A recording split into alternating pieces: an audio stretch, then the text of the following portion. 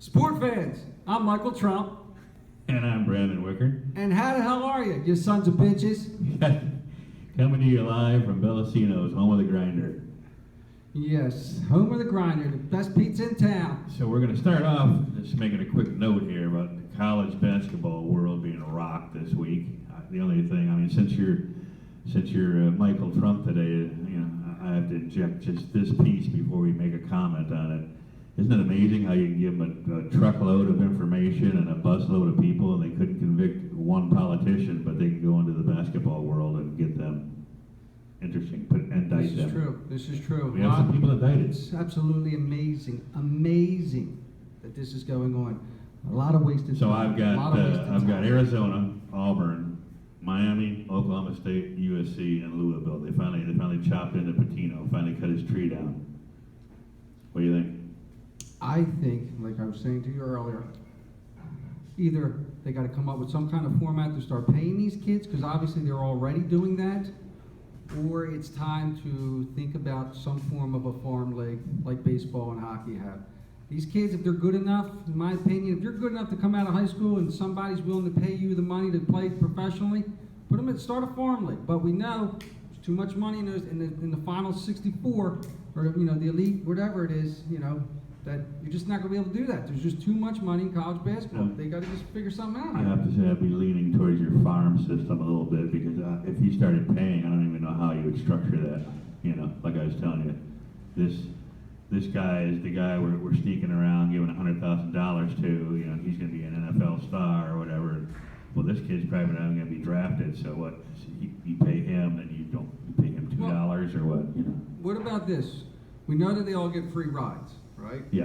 What is that? What is the cost involved in that free education that they apparently Up get? to 6 digits now, isn't it? Most places. And I think one of the problems we run into is, and I use Kentucky, you always have 5 new freshmen and they leave the next year. And then you find out they don't even go to school. So what is the cost for 1 year for these kids to go to that school? That's what they can make paid. And then the actual scholarship can be given to a kid who maybe educationally wise, But can't make it financially. can't make it Yeah. financially. So now, okay, we're just going to give you the money that you were going to get for the free education, and then we're going to take that free education and give it to this guy over here because he's struggling to get it financially, but this kid deserves to be in college. Maybe do something like that. Okay. And this way it's a flat rate. This way you get as much as I get because this is what it costs me to go to this school, and this is what it costs you to go to that school, and that's it, bottom line.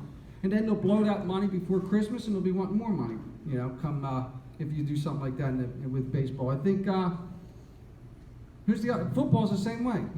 Same scenario with these kids as Right. far as college is concerned. But there's so much money to be made. I don't know what they're going to do. Colleges don't know if they can give up that kind of money. I think it's always going to be corrupt.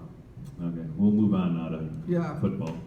Football, week 4. So I got written down here, and then there was 2. Just kind of looking back last week, we know we had all these undefeated teams, and who was for real and who wasn't. Well, first off, I'll go right to the first game I got written down here. The Bears won 26-16 over the Denver Broncos. What's your thoughts on that game? The Bills, you mean? I mean the Bills. Yeah. The Bills 26-16. I was really shocked. Took a little bit off because the Broncos were on the road, but still, that defense is very good. I couldn't see how the Bills manipulated them. Yeah, Crazy. I mean, like I wrote down here, and you'll see a theme in almost every one of these games I put on here. The tail of the quarterbacks. Seaman came apart. Simeon. He came all over the place, and he had 2 interceptions. Whereas Taylor had a pretty good game. He had 2 touchdowns. Yeah, and that was it. He's been taking care of the ball. Well, this week he didn't. And then the next one is, how about the Skins, 27-10 over the Raiders, who apparently were already on their way to the Super Bowl as far as everyone was concerned. Yeah, no way could I believe the behavior. I watched that game the little bit that I could stomach. Then I just saw what direction it was taken. I turned it off. Couldn't believe the Raiders played. Well, again, with the Dean Carr, 19 for 31, he had 118 yards, and he had a touchdown and 2 interceptions, whereas everybody's favorite cousin, he goes for 365 yards and 3 touchdowns. With 5 Again, it incompletions. just, tails of the 30 tape. 35. And then, and this kid's come up on the scene, this Chris Thompson. Guy had 38 yards on the ground, but he had 150 receiving and a touchdown. And this kid seems to be up and coming. He reminds me of I guess he's like the good story out of Kansas City. He's another Sproles type. And then here's one that was basically a blowout upset, I guess, and I Go ahead, think we all talk about it. realized that the Ravens were overrated. The Not Jags that go to overrated. London 44-7 over the Ravens. I have to flip that and say the Jags are definitely way underrated then, if that's true. Yeah. Well, again, the Ravens were I do like 3-0. Flacco's stats though you got there. Yeah, Mallard, 36 yards and a touchdown. Flacco, 28 yards and 2 touchdowns. But how about Blake coming out of his shell finally? He has 244 yards and he had 4 TDs. Yeah, usually Yeah, he's good again, for three quarterback. picks, one of them a pick six, and a couple fumbles. Yeah, quarterback play. Now this game was probably, and this is probably going to touch the producer's heart, the Bears' overtime victory, 23-17 over the Bird. It was exciting. I mean, she's had to since relax because she got put back in her seat Thursday night. But we're going back to last Sunday. Yes. As I put on here, unlike the other games, this game was the Jordan Howard show. Guy goes for 140 yards and 2 touchdowns. Yeah, incredible game. He just ran all over him. Yeah, absolutely. And then, again, going with the theme of quarterbacks, the Saints 34-13 over the Cam Newton. I told you I didn't believe the Newtons. And Breeze does his normal. He goes for 22-29, 220 yards, 3 touchdowns. And Cam, 17 for 26, 167 yards, 3 interceptions, and he was sacked 4 It was times. the shoulder. The kryptonites kill him. I don't know what it is. I don't know about this guy. He's got to get back to dabbing again. And then we do have, like I said, and then there were 2 left. Hot Atlanta pulls off the 30-26 win over the Lions. And Was he down? And what do you think of Yeah. this whole 10-second rule thing? Yeah, I never could stand the runoff, and I guess it would depend on what kind of eyeballs you have. I thought he was in. I think he could have took another step before he dove, but I don't agree with that 10-second rule. I think that's Yeah. crap because whether or not he was in or not, they could have at least got back to the ball. He could have spiked it. Maybe there was 3 seconds left or however long. I thought it At was least a have fourth. one more I play. thought it was a 4th down play for the Lions, but I thought he was in. No, was it? I don't remember. I Was think it a it was 4th fourth down? down. No, it wasn't. It was? Was it? You sure? No. No, I I thought think it that was. was the problem. They just, because of the rule, they take off 10 seconds and the game was over. I still think that they could have, they didn't call it a timeout. That was Yeah, that was the officials. Yeah. They review every scoring play. And then, the other, undefeated, the other 2, I guess, is the Chiefs won 24-10 over the LA Chargers. Again, tails of the tape. Alex Smith just manages games. He goes 155 yards, 2 touchdowns. And Rivers, unfortunately, had 3 interceptions. And I think this game, again, is this kid Hunt is, he had He's on the hunt. he had 172 yards. Yep. And a touchdown. This kid's unbelievable. And we had talked about that Cleveland-Indianapolis game. That set up a big showdown for this week, right? Oh yes. Now we have the matchup of Ah, 2 yes. 0-3 teams. I got the poop bowl in here in mind. Then I guess we'll go right into who stays undefeated. You got Hot Atlanta. Now they've got the Bills coming to town. Can the Bills pull this off? I'm shooting Atlanta. I don't think so. I think the Bills will keep it interesting, like I wrote in here. I just think that the Hot Atlanta's offense is just too much, and unless the Bills can establish a run and keep Taylor, don't ask Taylor to win this game. I think they got a chance, but unfortunately, I'm still going with Hot Atlanta 24-18. And then you got the Chiefs hosting the Skins, who yet again last week took out a team. Can the Skins do it 2 in a row? I'm not going to say never, but I give the Chiefs the edge again because they're at home. Yeah, to me, they're just a balanced attack. The Chiefs. We'll see if this pass rush is for real. I think Smith is going to do what he does, which is just manage the game. He's just going to continue to fill Hunt and just let this kid run around and do what he does.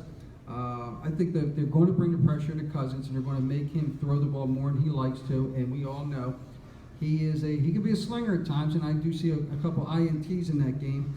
I got the Chiefs winning this, but it'll be a close one. It'll be I'd say it'll be under 6 points, so it'll be like a 4 or 5 point victory. And then, just like we were saying, someone's got to win. We got the 0-3 Bengals going to the 0-3 Browns. This is definitely a barn burner. This will probably jack the ratings up. What do you got for poop versus turd on this one? I think I'm going to give the Bengals their first win. I'm really not sure why. They actually look like a football team, though, again, against Green Bay, even though they lost in overtime. But I'd have to give them the edge. That's what I am. I'm putting my faith back in Dalton. I got him winning this one 35-17. Another great game on the line for me is the Lions-Vikings game, and I'm not just saying that because of Gary. Lions defense has really been They're impressive. ferocious. They're ferocious. Yeah. Their front four And- gets to you. But when I was asking, how in the world did Case Keenum do that to Tampa Bay last week? And I was informed that like 6 of Tampa Bay's defensive players were out.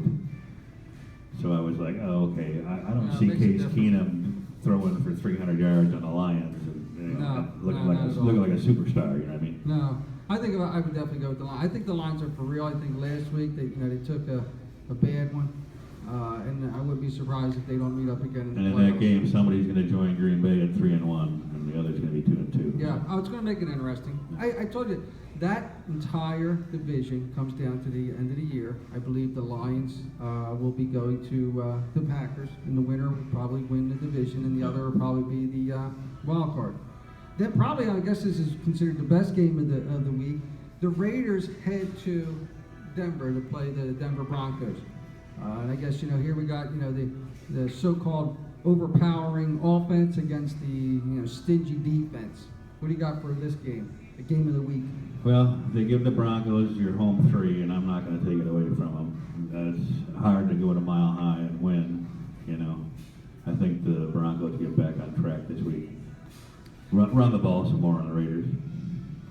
That's what I got on here. If Carr's a no-show, this game's not even competitive and it's over. But if the Broncos can establish their run, because they can't expect Seaman to take over this game. We've all seen he's got his shortcomings. If you want to go that route, I think this game's going to come down to turnovers as well. Which I think at the end the Raiders are going to pull off the turnover and sneak one out of here. Did you know that the last 10 games, the Denver's won 8 of the last 10 games? Is that right? Even though the players in the playing this game on Sunday are not necessarily all involved in those 10 games, but they have. But I got the Raiders sneaking this one out 31-28. And I got Broncos. Then that means I lost. What do you think about I know we talked about how poorly they played last Sunday. Steelers, Ravens, both teams are 2-1. Steelers going to the Ravens. Steelers are favored, but the Ravens have won like 6 of the last 8 meetings. Yeah. I think what helps both these teams is the other 2 teams in their division are the Bengals and the Browns. I 0-3, think yeah. they'll do like they normally do. They'll do their splits. Kick the crap out of each other and win by 3. Yeah, no, and then all of a sudden they'll be the toughest physical team in the league. But when it's all said and done, they're both one just cannot beat the Patriots in the playoffs, being Pittsburgh, and the Ravens always come up short and screw themselves in the end. I got to bring one more before you move on. Titans, Texans. I like the Titans. I mean, Yeah. they seem to have things, if they get that running attack going, and DeMarco Murray again takes off, didn't he run for like a 70-yarder or something Yeah. last week? Yeah. And I Yeah. thought his hamstring was pulled or And something. they're actually Yeah. giving the Titans 2.5 going in. So No, I do. I like Tennessee on this one. Then only thing I got written down as far as for college football, I got one game because we got 2 ranked teams. You got Clemson heading to Virginia Tech, number 2 versus number 12. yeah, I